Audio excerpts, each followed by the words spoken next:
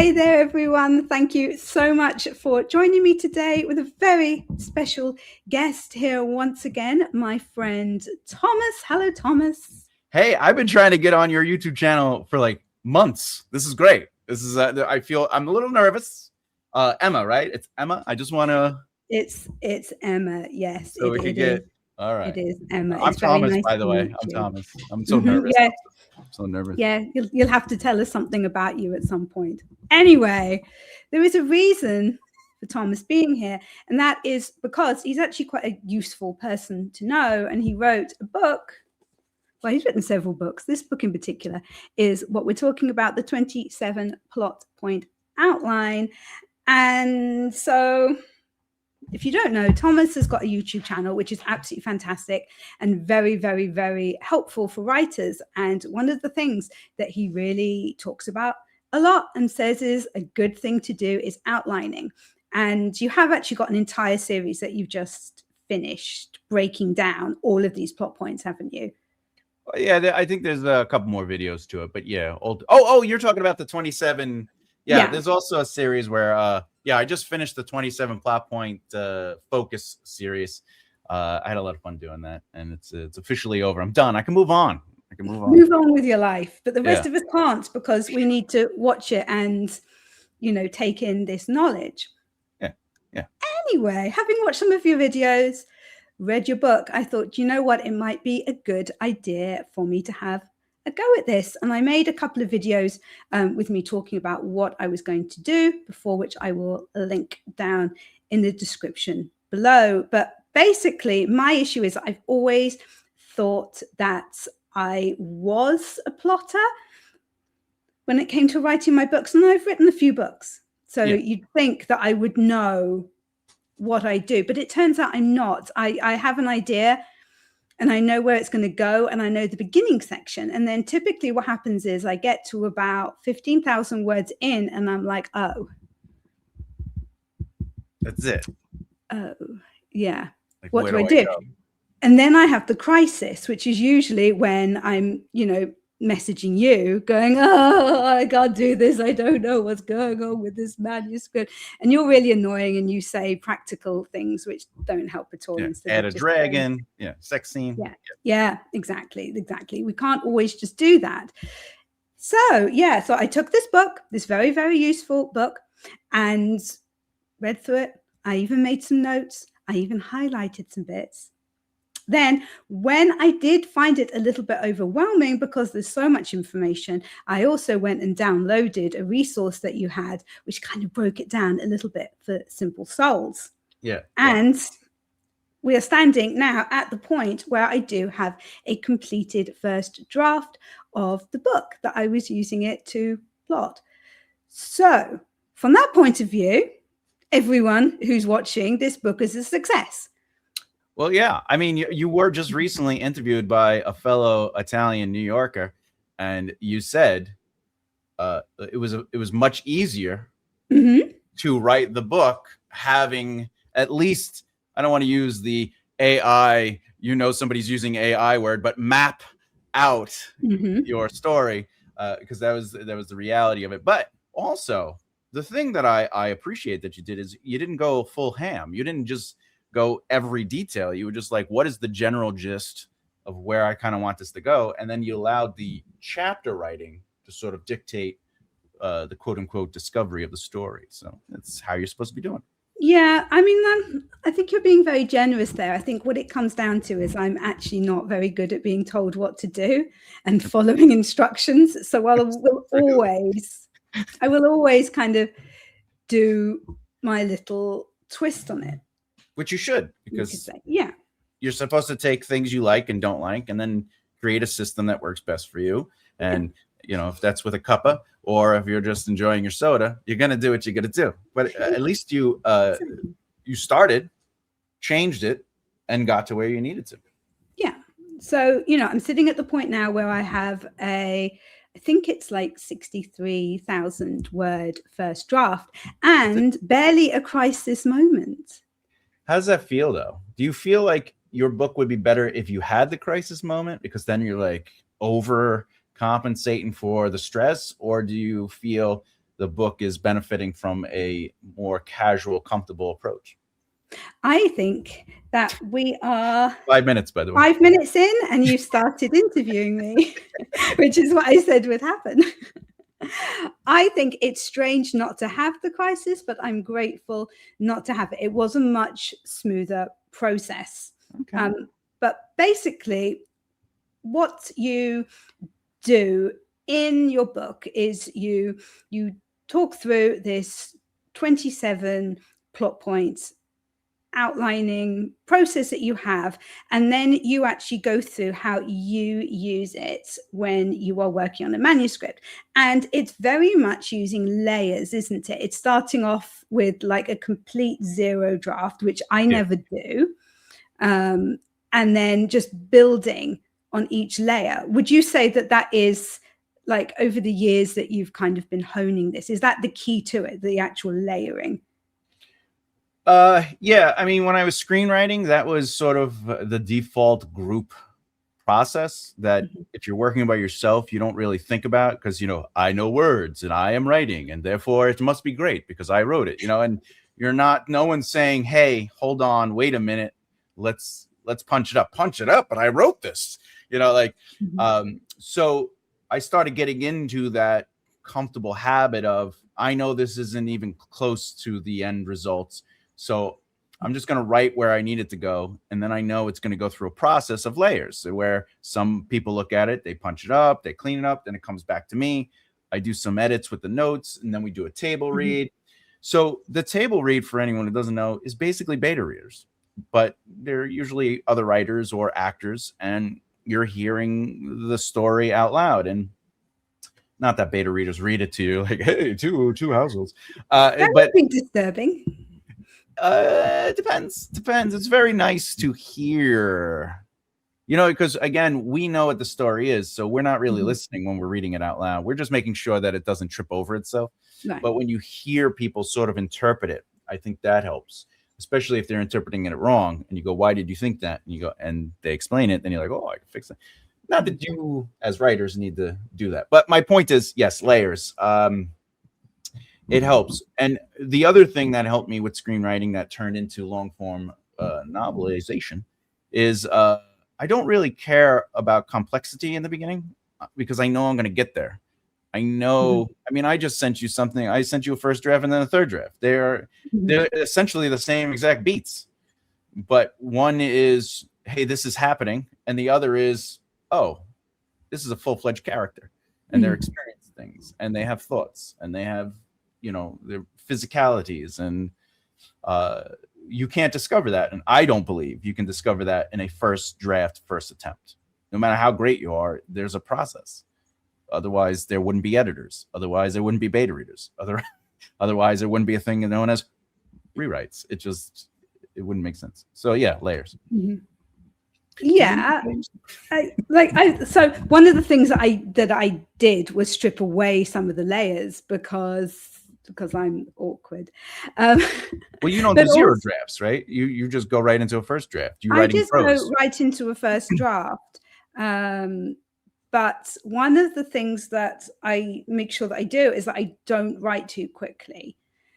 So I will very rarely do over 1,000 words a day. I will normally stop myself at that point, even if I potentially could write a lot more. And I will think about that story before I go back to it. So it's going on in my head when I'm drafting a book a lot of the time. Yeah. You know, you sit with things. Yeah, I sit with them. Like, just I think it was just yesterday when I was walking my dogs, I came up with a better way of doing part of the first chapter of this manuscript. And so when I came back, I changed it that way. But that's not, I mean, I guess that wasn't layering. That was actually changing. That's a rewrite. Yeah. What was, that was like a rewrite. So obviously each draft is like another layer, but I just don't go through as many drafts with that. I disagree as you would. Oh, go on then. The reason I disagree is because a rewrite is focused on adding, subtracting, changing things up, etc., etc. Its specific purpose is to basically literally rewrite what's on the page or adjust it. Whereas layers is a zero draft is just literally Thomas entered an office, sat down in his chair. He wasn't very happy about what he was doing when he was working on his book. Great. The next layer is now I'm going to add a prose to that, and I'm going to sort of move him. I'm going to add the choreography. What is he physically doing, and maybe how is he experiencing the room? The second draft is going to be where I specifically go in and I'm adding immersion, both free and direct discourse and physicality. Then the third draft, I'm adding character voice more. You know what I'm saying? That's the layering element. Is I'm not doing a full rewrite per se, where I'm like, is this working or not? I've already figured that out in between the short form outline, the extended outline, and the zero drafts. I've already figured out if it's working or not. But the writing part, I don't really do a lot of. It feels like rewrites because I'm late. You know, I'm going in and I'm going immersion time. You know, but I approach rewrites immersion time. So that is how I kind of look at layers. Is a specific thing you're adding. You're going in and you're saying, I'm focusing on this only. You know, and yeah, sure. I get notes on my zero draft from alpha readers. I get notes on my second draft, and I get notes on my third draft from a big read. Those are my rewrites. I take those notes, I do my rewrites, but that's different than me going in specifically to add the elements, I should say, which usually happen before read. Like I have a polish process. I have a 3-phase polish process I do. So what would you say is the number one thing that people do incorrectly when they are outlining? And I know that you are going to say that there are no wrong things that people do because you're lovely like that. But imagine there were, what would that be? Well, don't get me wrong. I think there is a right way and a wrong way when it comes to process. The thing that you're talking about that I would say is ultimately that sometimes we have to find adjustments to that to make it work for us, but you're still should be focusing on these things. And in outlining, I think what happens is they usually jump into the specific information too soon, which then in turn becomes prose, then in turn becomes a first draft, then in turn they're just writing and they get too deep into it. And now they have to do the reverse engineering. I think strong outlining starts with the most simplistic aspect of narrative, which is at the end of the day, I've talked about this a few times. You know, if you look at Hunger Games, it's Katniss must fight in the Hunger Games, right?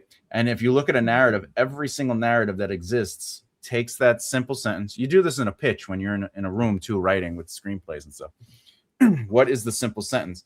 And then you break it into because then you know what the acts are. Katniss must fight in the Hunger Games. Hunger Games is the thing. So that's Act 2. So now you know your narratives before the Hunger Games, they win or lose the Hunger Games, right?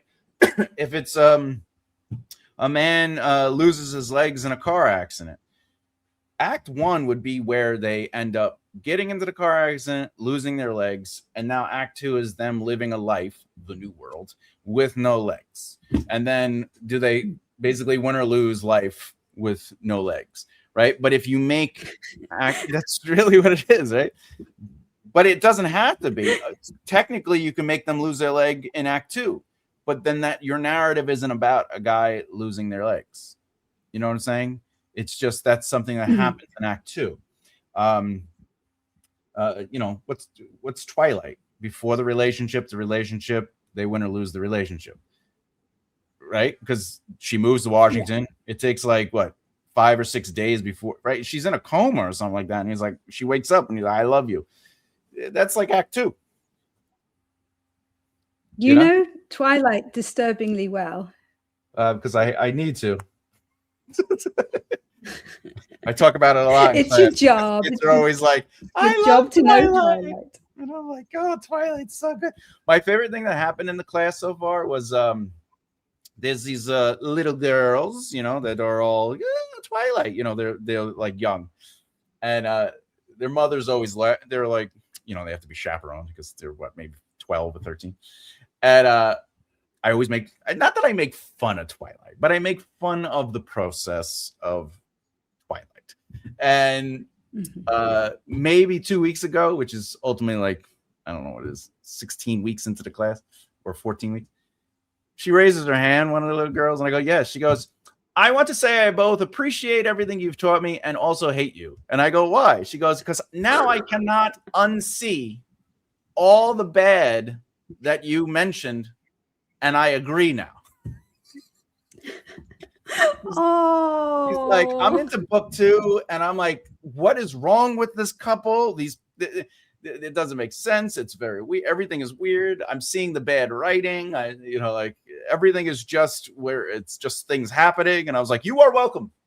But she loved it.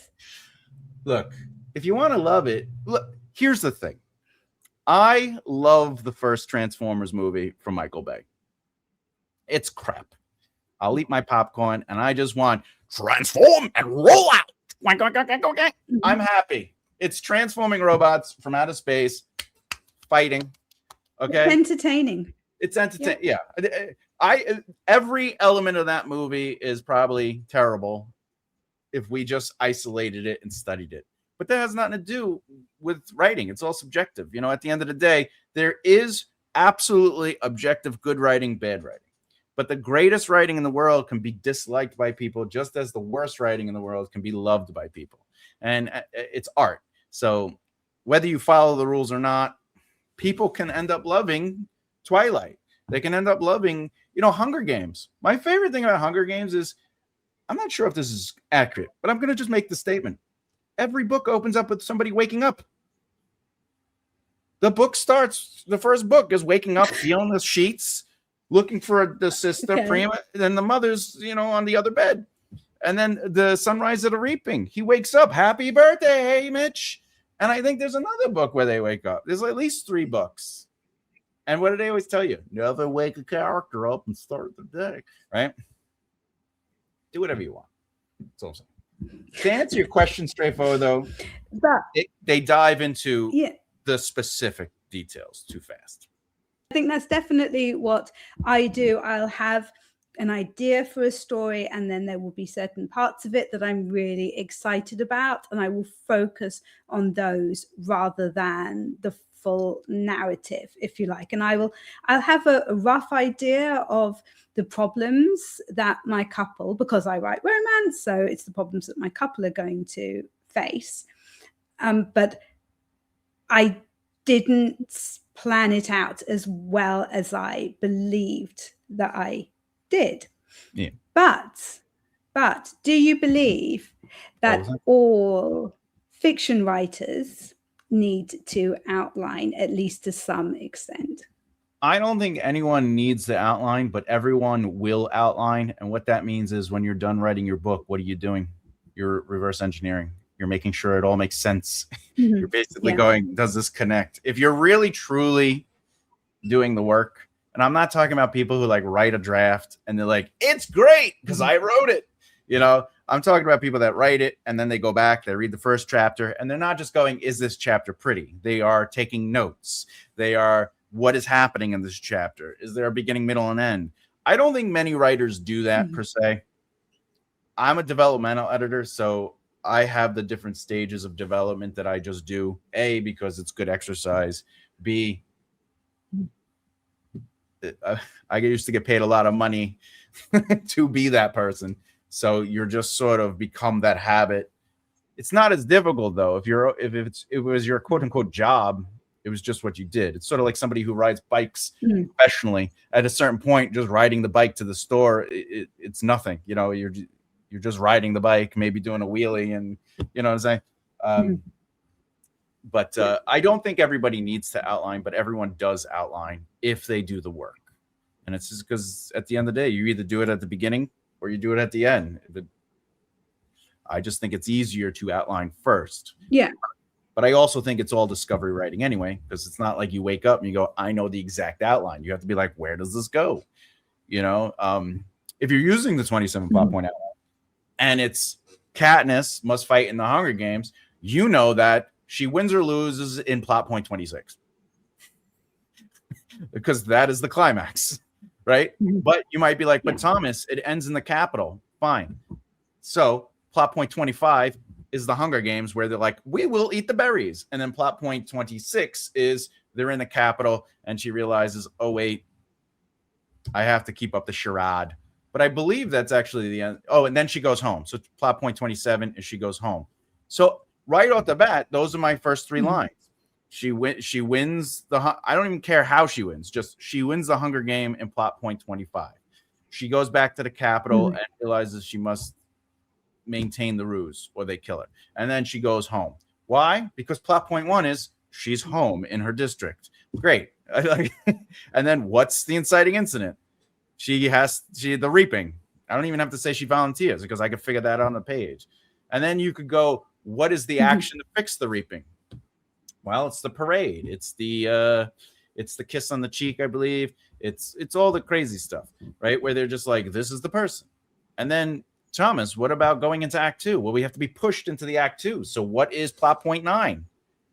In the tube, underneath the arena, having the conversation to be sucked up at the tube. And then what's plot point 10, which is the new world? She is in the cornucopia. If you look at narrative, it's always the same. It's just the details change. She can't be fighting in the Hunger Games in chapter 5 unless it starts in the Hunger Games. If chapter 1 was her fighting in the Hunger Games, or even training, right? Let's say she's training in chapter 1, and then chapter 2 is she fights in the Hunger Games. And then, but it's quick though, she wins a few and then she comes out and they're like, oh, you did great. That's establishing her ordinary world. There hasn't been an inciting incident yet.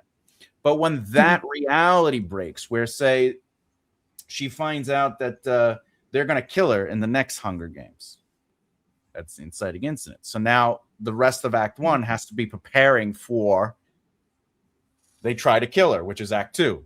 And Act 3 is they do or don't.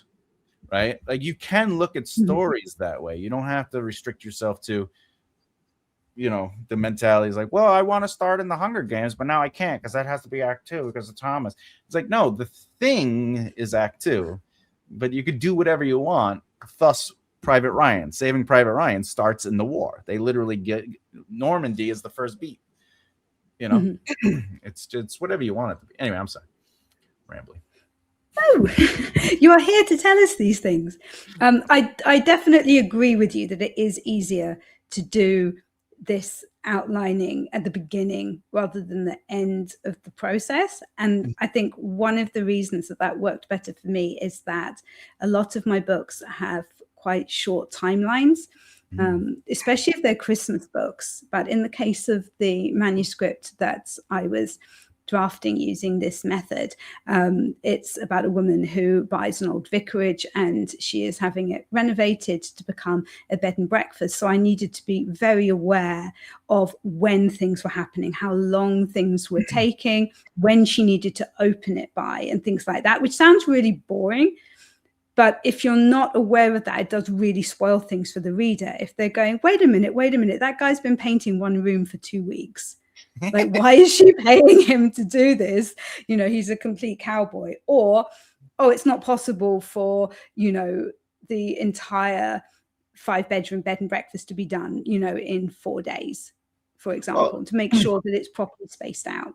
To be fair, in the movie Money Pit, it was always 2 weeks. When's the plumbing going to be done? 2 weeks. When are we going to get these rooms done? 2 weeks. It takes forever. But also your story isn't necessarily about the store opening. It's about their relationship, right? Yeah. And there's a couple ways you could look at that. Your Act 2 can actually be them starting their relationship, whereas Act 1 is them building up chemistry, right? Yeah. But if you make it about the store, then opening the store would be Act 2. Building the store would be Act 1. And then does the store succeed or not would be Act 3, right? So there are ways to look at romance in different ways, but ultimately it should be about the romance. Like they are in. Yeah, it should be about the romance, but because the hero is actually working on the bed and breakfast for her, I needed to fit in that timeline with the romance, because there were certain things that happened. So he needs to have actually finished the work on this house before everything goes, and then I bring it all back together again, you see. Are you saying, and I'm not interviewing, I'm just curious, are you saying, because when you say timeline, I look at that different than outlining, because outlining is just the most basic, this happens, this happens, this happens. Whereas because I have a timeline too, because I'm trying to connect the dots to. Yeah, but your timeline's like centuries or something. Your world is like epic fantasy. Each book. Huge. No. The first book takes place over 8 years. No, 9 years. 9 years. It takes place over 9 years. But there's a time jump, and then there's another time, and then there's small time jumps, and then Act 2 really is over the course of 5 days. Act 2 and 3 is over the course of 5 or 6 days, and he's 18 then. But timeline, that isn't how I dictate. The narrative is the narrative, and then once I'm ready to figure out how I'm going to lay it out chapter wise, that's when I start looking at the timeline to make sure, like, could they make it there in that amount of time? You know, because you don't want people having fast travel where you're like, they got somewhere where it takes 3 months, but they did it in a day, you know. But that, I think that's a little different for me. But for romance, it's sort of, you know, I don't know your story per se. I don't want to give anything away, but ultimately, my life has changed is the inciting incident. So I'm going to start a business. Then it should be my life has changed is the inciting incident. The reaction to it is I'm going to start a business. No, the reaction is my life has changed. What am I going to do with myself? And then plot point 4 is maybe if I start a business, this will be great and I can move. And then plot point 5 is they move and they start a business. And then plot point 6 is, oh, I'm going to need someone to come in and help me rebuild this. And then plot point 7 is the guy shows up and there's pressure. Thomas, I'm not leaving them until plot point 7 before they get together. That is terrible. I'm just saying. You could look at it. Haven't you written a book about romance plotting? I have. But plot point 2 in romance should be the meet cute, where it's like, oh, look at that tush, you know, on the guy. We notice the guy's tush. All right. Well, he might notice hers. Well, no. She's wearing a lot of layers. Oh. It's summer in this story. Like, it's kind of warm. I'm feeling sorry for her. I'm just saying, if there's no dragons, really. Yeah, you got to do something. You need more dragons. Fine, but I all I'm saying is your ordinary world then is basically I need to start my life over, and they go to another town, and literally within 2 or 3 chapters, it's like, oh hey, I'm buying this house. You want to fix it up? And he's like, of course. That is actually what happens, except there's some chickens involved as well. You missed out the chickens. There's always you need those chickens. You do need the chickens. You need chickens. You got to choke the chicken once in a while, and really, that's romance. There will always be animals chucked into an Emma Bennet romance if she can help it. Humans are animals, but I know what you're saying. You need animals. I don't know if you like doing this, but I personify my animals. So like, you know how sometimes the animals just are there and they're petting the cat. Like, to me, I give the cat personality. I have horses they have personalities and stuff like that. Yeah. But also, of course, yeah. What are your feelings? I know you're writing romance, but what are your feelings on reading a book and like they kill the animal?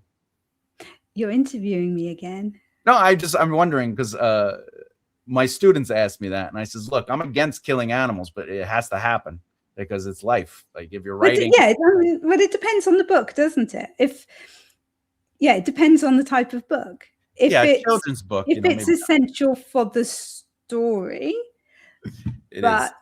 I would reassure my readers that as somebody who writes cozy romance, no animals will die in my books, because like that would spoil the whole illusion of what I'm creating, of this lovely escapism for them. But Bambi loses his parents. or his And I hate mom. Bambi. I hate that film. I also hate Dumbo. Well, Dumbo is a Similar drunk. reason. He's a drunk. Well, if you notice in the book, the 27 plot point outline, I do talk about Bambi.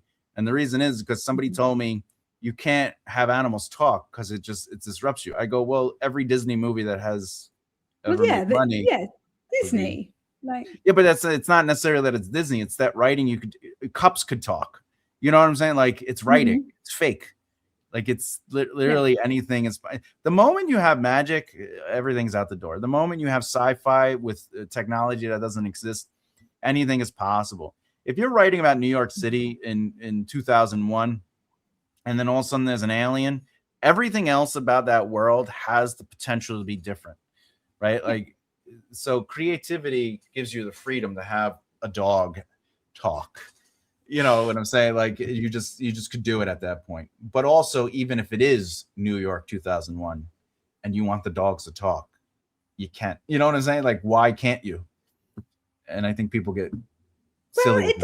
Well, it depends on the genre that you're writing. Oh, it depends on the story you're writing, and then it just happens to be a genre. If you start with genre, if you're like, I'm going to write a romance, right? And then you're writing it and you're like, oh, I got to do another kissing scene. And then you're like, oh, wait a minute. What if they find a portal and they get sucked into, I didn't want to write a portal fantasy. I have to ignore that. No, that would never happen to me. No, I'm writing contemporary cozy romance, and I will stick to the rules of that. No portals. Well, you're contractually bound to write that book, because you can't just be like, I will write the romance, and then like sign this contract, and you're like, dragons. You're like, dragons are going to be added in. You know. But if you're not Emma Bennet and you're just writing in general, and then write what you want. Yeah, but also thinking about the genre first because not everyone, and no offense to anyone who has never written a full book or 10 in a row. Saying you're going to write romance or romantasy or portal fantasy or historical fiction doesn't mean anything, because you don't know what it is. You may have read books on it, but you don't know what it is to write those narrative beats. So it should be, what do you want to write about? And then the next thing you know, you're writing Outlander. You know what I'm saying? Like, you should just be comfortable going, what are the ideas I want to explore? And then when the book is done, you go, what genre is this? Because it turns out No. I set out like 14 years ago to write a romance, to write a contemporary romance. As a challenge. Yes. Yeah. See, you do listen to me. I listen to everything you say and all your interviews. What I'm saying is, for somebody out there who doesn't understand narrative, and you think, like, if I write a book, I'm going to be a multimillionaire, simmer down, right? Like, but if you think genre first, you're missing out on story. You're missing out on the potential of what you could be telling. And if you haven't written 5 to 10 books already, I think it's important for you to follow the ideas and not the systematic mechanics of whatever you think it should be, because you're going to stifle. I hate using that word, but you're going to stifle, because it's an AI word. You're going to stifle your creative growth by limiting yourself to these blocks where you're like, well, romance is supposed to be this, but what is a happily ever after, right? What is a meet cute? Most people, when I say meet cute, they're like, what is that? I'm like, but you write fantasy with romance. Like, and they don't know. That's weird. Because it's not a common way. You've been writing romance for how long? And you're also, you study literature, you're educated, you've read a book or two, but how often do you read romance books where they go, this is the meet cute? Like, never. You know what I'm saying? Like, it doesn't say it in the book. It's just somebody drops their wallet and they both bend down and they hit their heads like, oh, classic. Meet cute, but a meet cute isn't, hey, how are you doing? Pretty good. Yourself? Excellent. You want to be together? Like, that's not a meet cute. A meet cute is like a happenstance, specifically. Yeah, I still think that planning to write a specific genre, if that's the genre that you feel called to. And Sure. if you have a story that fits that, Sure. I don't think that that's stifling you, even as a first time writer. Sure. It's fine. You can do whatever you want. That's what writing is. It's creative. However, if I may push back a little. Oh, I knew it. All I'm saying is, let's say you start off with, I want to write a romance. And while you're writing, you're realizing there is a different, not for you because you're contractually bound to the romance, but if you're a first-time writer and you're like, I'm going to write the greatest romance in the world because I know words, and you start writing and the story itself starts pulling you in a different direction, follow that direction. Don't feel like you should pull it back and be like, no, it can only be a romance. You know, if the person dies at the end, fine, so be it. Like, that's the story that you're right. You know what I'm saying? Like, you're a new writer. You should be following the ideas. It's okay to start, I want to write a XYZ, right? Great. But as a creative, part of your tool set is to understand how to serve the narrative and follow the characters, still being in control. You know, obviously you don't want them to go off and be like a cobbler like Daniel Day-Lewis or anything, but greatest actor times like, I gotta make shoes. That's all I want to do. I want to make shoes. Have you seen my left foot? All right. There's a lot of Daniel Day references in that entire moment. I just want anyone to understand.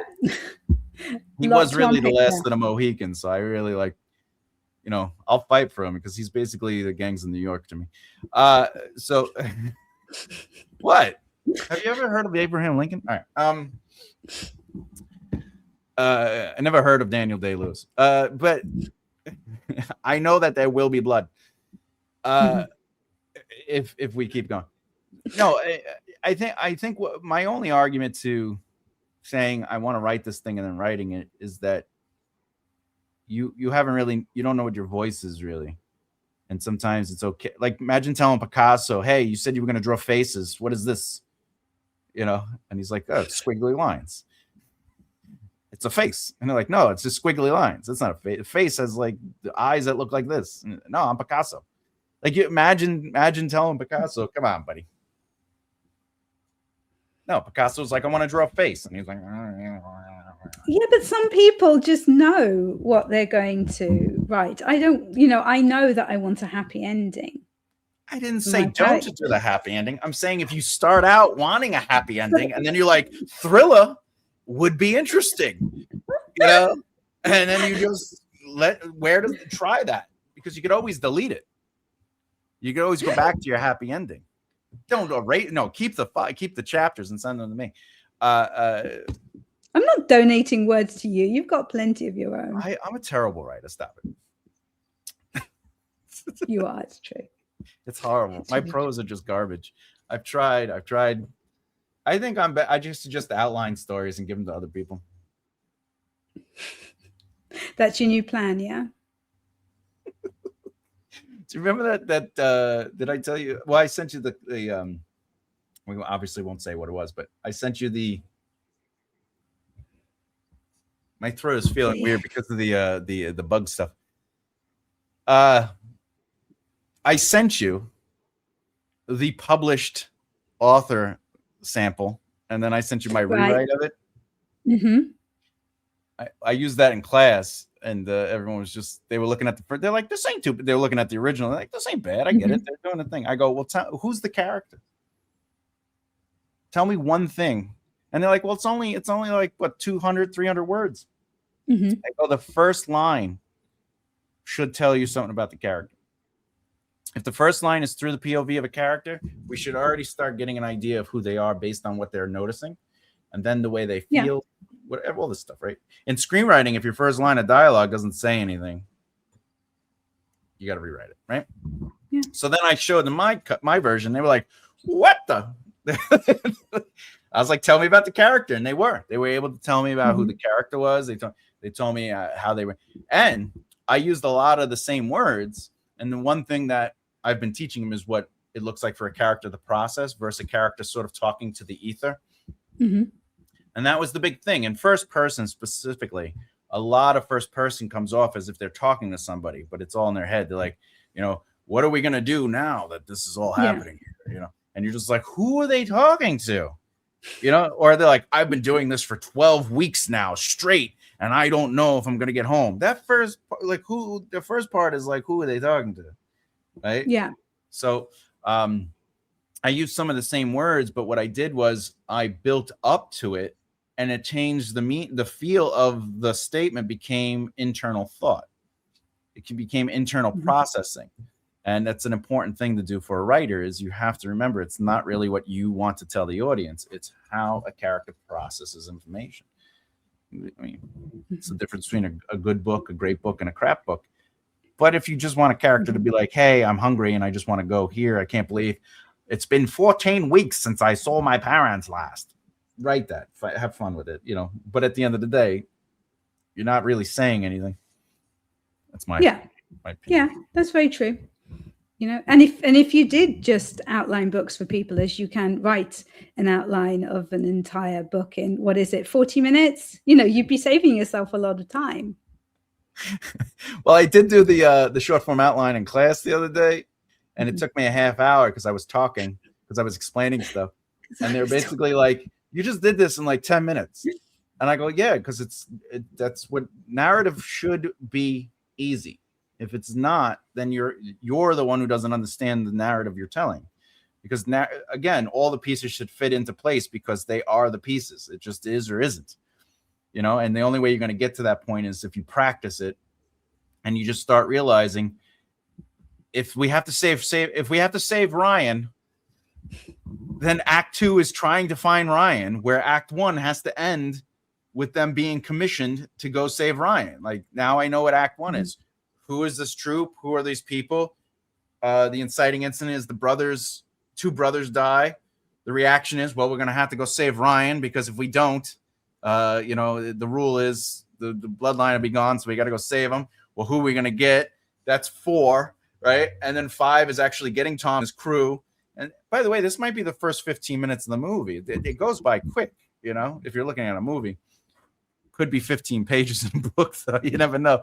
But it also could be 5 chapters in a book. And that's not really that long. If your book is 27 chapters, give or take, it is a thing. But you can start seeing the evolution of narrative if you just start studying it and you start practicing it, and you realize narrative is not difficult. The hard part about writing is the invisible stuff. It's the stuff that makes you a true writer. I don't think people who write words are writers. I think those are people who can write. I think they understand grammar occasionally. I think they can put sentences together. I know lots of really pretty writers that just write these beautiful sentences, not poetic, not lyrical, just these are strong sentences, but they don't do anything. There's nothing underneath it. There's no motivations. They're not connected to characters. They're just description for description's sake. They're exposition. Right. And to be a real writer, you have to start asking questions. You have to start connecting the reasons. If you read, I'm not really a fan of it, but Gone Girl, that whole opening is fantastic. It's just filled with subtext, and where we just learn so much about that character, and all he's doing is talking about his wife. And it's really good. The writing, I don't think is good. I don't think the word choice, I think the prose need work, but that's not really what makes it great. What makes it great is that invisible stuff. It's why Twilight sold. Twilight on its surface is like, what is going on? What do you mean? He's like 3,000 years old and she's 15 years old. Like, that just what's going right? But it connected to a generation of people because of the invisible stuff. It's because of the yearning that we have as children, especially when your hormones are flaring at 14, 15. Of course you want a vampire to save you from your terrible life. My parents are divorced. I have to move to Washington of all places. Whatever it is. And you're just like, yeah, of course. Oh, and I'm going to get bit. Oh, and I have 2 sexy guys coming after me. This is great. And I have a cactus, right? Like, it's all good. Only deep readers of Twilight know what that means. But yeah, I think if you're trying to be a great writer, whether you outline or not, you should be thinking about the invisible stuff. the reasons, the motivations, the positions of your characters. Challenge those positions. You know, I don't know. Maybe I'm just making this up, but for example, you do write fiction. I do. Emma, let me. If what's your favorite color? Blue. Blue. Nice. All right. All right. So mine is, you know what mine is, right? No. You don't know that mine is purple? Jesus. All right. I guess it's fun while this interview lasted. So, all right. Now, here's the thing, though. How deeply connected are you to the color blue? Not. So No. that's your position. You like blue, but you wouldn't fight somebody to the death for it. No. Would you fight someone to the death for purple? Depends. Oh. It depends. Oh, this is a side of you that I did not know. Yeah, no, it depends. Maybe I would fight philosophically to the ends of time for the defense of purple, or I could just go, not everybody likes purple, and move on with my life, right? But those are positions, and that affects what's on the page. And they're like, blue's the worst, and you're like, okay, great. That scene's probably not going to be working. So what you got to do is you got to think, well, what is something a character would stand up about? Fight on the hill. It doesn't have to be with a sword. It could just be, you know, some people like the Jets for some reason as a football team, or as we call it, handball team, because they're holding it with their hand. If you're from Britain, you know that football is soccer. Anyway, here, some people like the Jets, some people like the Giants, but some people, their entire family wears green faces, and every Sunday they have a party and they celebrate the Jets. So if somebody says to them, the Jets are the worst team in the world, there's a strong chance they're going to go, hold up, wait a minute, let's talk about this. And now you have conflict, you have engagement. Yeah, it's interesting. Yeah. Now here's something that you can do also. Die-hard Jets fan, I like the Jets. I only like the Jets because my girlfriend does, and it's the only time I get to spend with her on Sunday because they're with a friend. Those are three people who like the Jets but have different variations to it, and would still have opposing opinions about the Jets in a discussion. They could all be wearing Jets jerseys. Still, one is like Jets forever, and one of them could be like, I like the games, that's why I do it. I like the camaraderie. And the other one's like, well, I want to marry this girl, so I have to like them. You know what I'm saying? Like, and that becomes an interesting conversation where people like, you know, you can't just you can't like the Jets just to marry a girl. That's ridiculous. And they're like, well, not if you're in love and you want a family and you want, right? And they're like, well, if you really like the Jets, you probably end up divorced because, you know, you have to go to every game, you know, like, and that's a diehard crazy, you know what I'm saying? But there's nothing wrong with that person's positions. But now you're getting at least, all I'm saying is sometimes it comes off preachy if somebody's like, every character has the same position and they all believe that death is wrong. And it's like, well, is it? Because that's a nice hamburger you're eating, you know?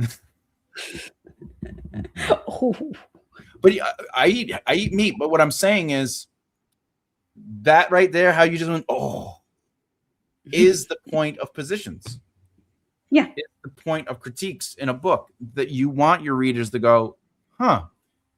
Now, honestly, though, a good book is entertaining and engaging. A great book makes you think about things. You put that book down and you're like, huh, I didn't really, you know, I've always thought about this as one thing, but I never really looked at it that way. And I think that's the important thing, not to get philosophical, but I think condemning, changing, or restricting literature or any form of creative medium, including paintings, taking paintings down or painting over them with red, is destructive to the potential of growth for the human race, because without debate, not violence, I don't believe in violence, but without debate, we can't grow or explore ideas and become something more. So I think positions are a great way to explore the nuance of interesting topics, especially if you have a strong stance on something, whether it be, let's say, abortion. I want to talk about how abortion,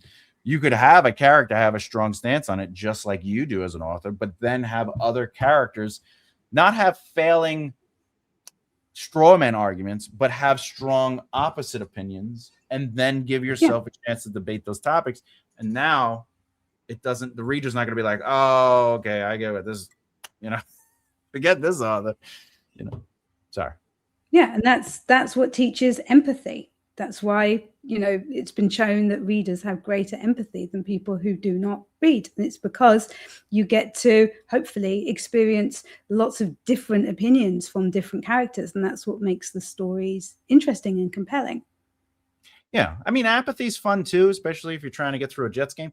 But we're here for outlining. And at the end of the day, outlining should be simple and non-specific. And why? So you can actually build those layers and start every step of the way. You can start adding more and more specific elements. Why?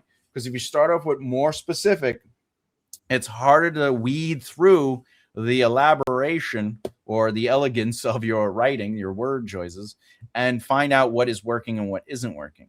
But at the end of the day, there's nothing wrong with a zero draft just saying these characters aren't getting along because one character believes they should put their life on the line to get the sword of bloop bloop, and the other person believes in the same thing, but they just had a baby with their wife and they don't want to leave them alone. They would rather leave the village and protect their family. But they do agree with the statement. Like, you can write that in a zero draft, and then you start writing prose in the first, and then you start writing immersion in the second, and I think it would take your writing to the next level. But I'm also not Jenna Marissi, where she thinks people who don't outline are idiots. If you don't want to outline, that's a choice. There's nothing wrong with it. Just don't do it. Yeah, just don't do it.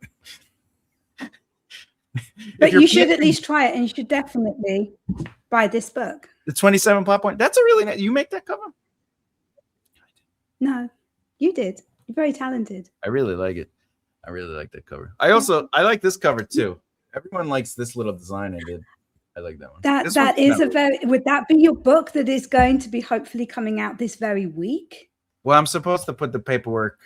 I'm supposed to put it in today, but I decided to do this impromptu interview that was not scheduled.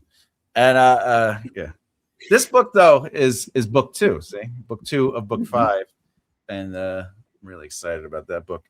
I don't know if you read it. Very good. I did read it, and it is very good. And I will put a link down for anybody watching to all of Thomas's books. See, we've been talking for so long. I'm losing my voice.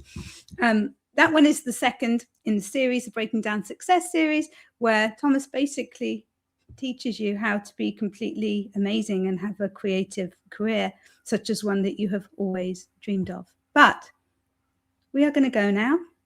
Thank you very, very much for joining me today. Oh, yeah, no, I had a lot of fun. By the way, excellent handshake. It's good and strong, isn't it? Yeah, very British. Yeah. British. I would have thought that British people, it would be a little bit. A little limp? Well, it depends. What is, because you know how everyone has a distinct hello in each country, a different culture.